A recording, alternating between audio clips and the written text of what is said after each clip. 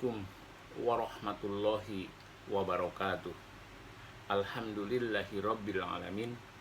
Wal aqibatu lil muttaqin. Wala udwana illa 'alal zalimin. Shalatu wassalamu ala sayyidina Muhammad wa ala alihi wa sahbihi ajmain. Rabbi shrah li sadri wa yassirli amri wahlul 'uqdatam min lisani yafqahu qawli, amma ba'du. Ilahi anta maksudi waridhoka matlubi a'tini mahabbataka wa ma'rifataka. Selamat berjumpa kembali teman-teman yang berbahagia dan dimuliakan Allah. Dengan saya Arif Billah alias Jojok Suparjo. Pada kesempatan ini saya ingin menyampaikan sebuah tema tentang mencari obat untuk menghilangkan rasa menyesal dan rasa kecewa. Nah, ini obatnya obat apa nih? Tema ini saya terinspirasi ketika saya pulang kampung. Tetangga saya di kampung halaman saya yang kebetulan masih saudara bertanya kepada saya, "Cik atujang, sugan aya obat kanggo ngubaran rasa hanjakal sareng kuciwa dina hate?" Kira-kira terjemahannya, "Coba Jang itu le, apa ada obat untuk menyembuhkan rasa menyesal dan rasa kecewa dalam hati?" Aduh, Kang, sanajan akang kukurilingan sadunya, moal nemu eta obat. Sabab obatnya teh khusus, obat keur ngubaran hate. Jadi Mas, kalau Anda keliling dunia pun Anda mencari obat itu tidak mungkin menemukan obat itu. Obatnya khusus, obat untuk hati. Nah, teman-teman yang berbahagia, untung saja teman saya tidak ada di situ. Kalau kedengaran oleh teman saya yang suka bercanda dan suka gurau, pasti dijawab, "Minumlah kau racun tikus.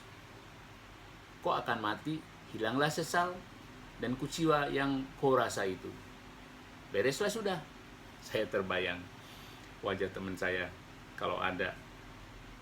Kalau dia bercanda matanya suka melotot ke sana kemari, jelalatan, seperti serius. Tapi akhirnya kemudian dia tertawa lebar. Teman-teman yang berbahagia, untuk orang hidup pasti akan muncul perasaan seperti menyesal dan kecewa. Sekarang kita sedang merasa senang, setengah jam kemudian atau 1 jam kemudian kita bisa jadi merasa gelisah atau merasa kecewa. Itu suatu hal yang wajar bagi orang hidup. Jadi selama kita berstatus manusia hidup, rasa menyesal atau rasa kecewa itu pasti muncul dan tenggelam. Memang perasaan itu muncul akan mengganggu ketentraman jiwa kita, dan itu yang menyebabkan orang selalu gelisah, berkeluh kesah. Penyesalan merupakan dampak dari peristiwa masa lalu yang tidak sesuai dengan ekspektasi kita atau rencana kita, harapan kita.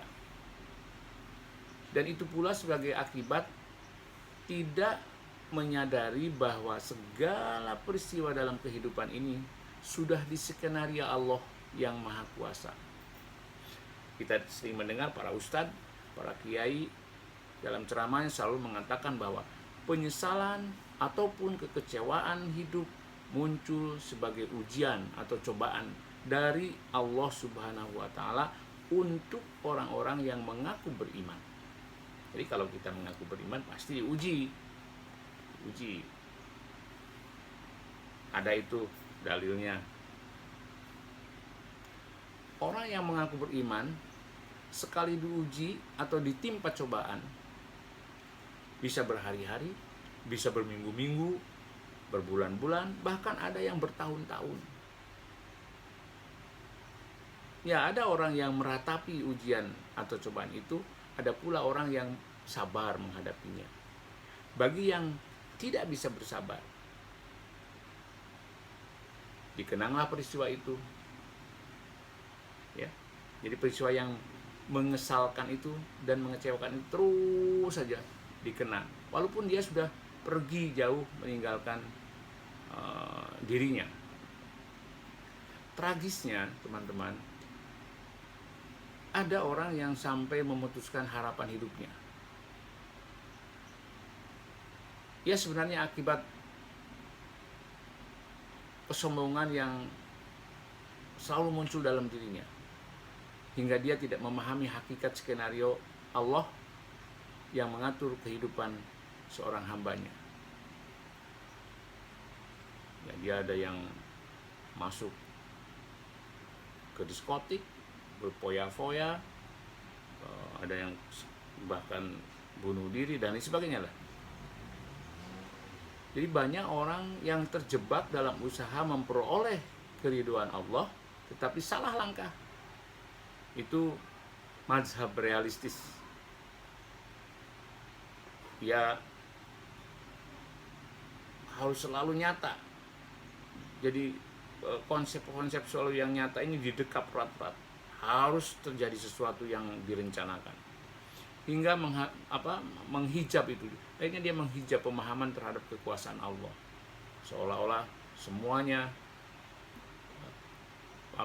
dicapai hanya dengan kemampuan dirinya sendiri.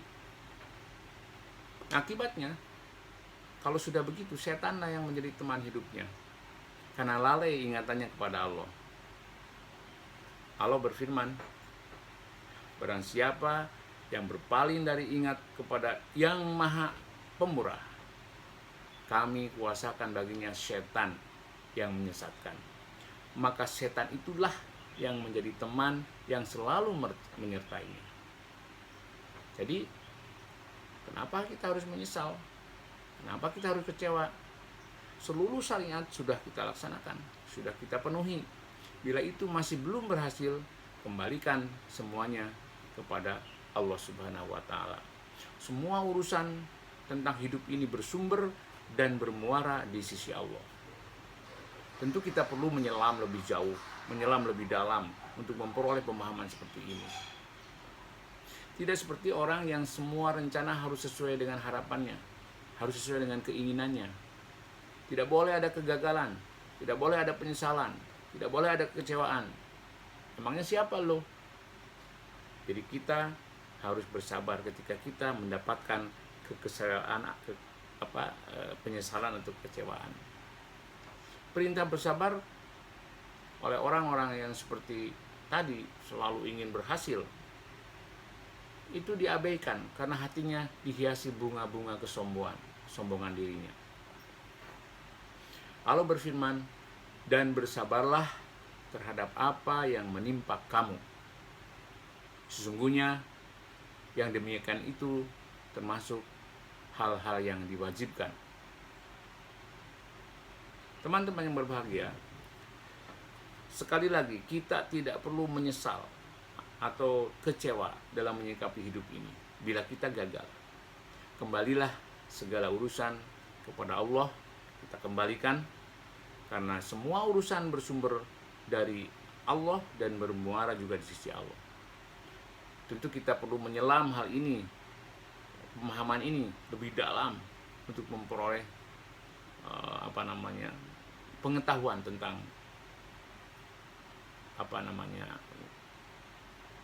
kesabaran di dalam menyikapi sebuah persoalan, dan mengambil pelajaran dari sebuah pilihan yang berujung dalam sebuah penyesalan atau kekecewaan. Sesungguhnya lebih baik daripada kita hanya sekedar menyesalinya. Ini adalah hal yang sangat absolut kalau kita lakukan, mutlak kalau kita mau memahami atau belajar dari hal tersebut.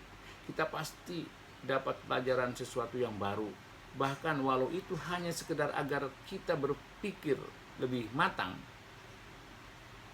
Ketika hasilnya tidak sesuai harapan kita, sesungguhnya peluang besar untuk merefleksikan pemikiran kita terhadap diri kita tentang apa yang akan kita lakukan di dalam menghadapi kehidupan selanjutnya.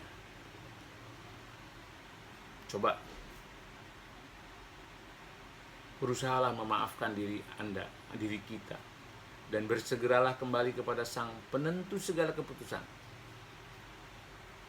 Tentu ini setelah kita usaha dengan sungguh-sungguh, dan yang paling penting adalah jagalah keimanan kita.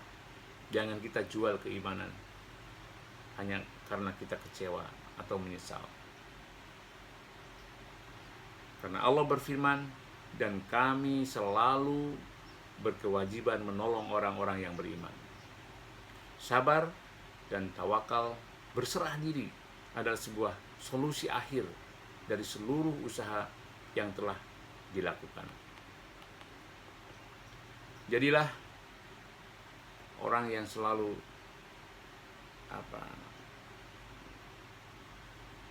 melahirkan kesabaran dalam setiap langkah kita, dan jadikanlah kesabaran dan sholat sebagai penolong kita dalam kehidupan ini, seperti difirmankan oleh Allah sebagai berikut. A'udzu billahi minas syaitonir rajim. Bismillahirrahmanirrahim. Ya ayyuhalladzina amanu ista'inu bis-sabri was-shalah. Innallaha ma'as-sabirin. ولا تقولوا لمن يقتل في سبيل الله أموات بل أحياء ولكن لا تشعرون ولنبلونكم بشيء من الخوف والجوع ونقص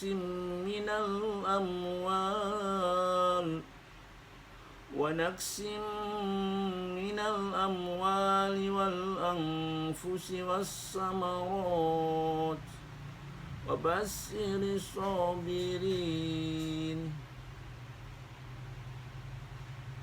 الذين إذا أصابتهم مصيبة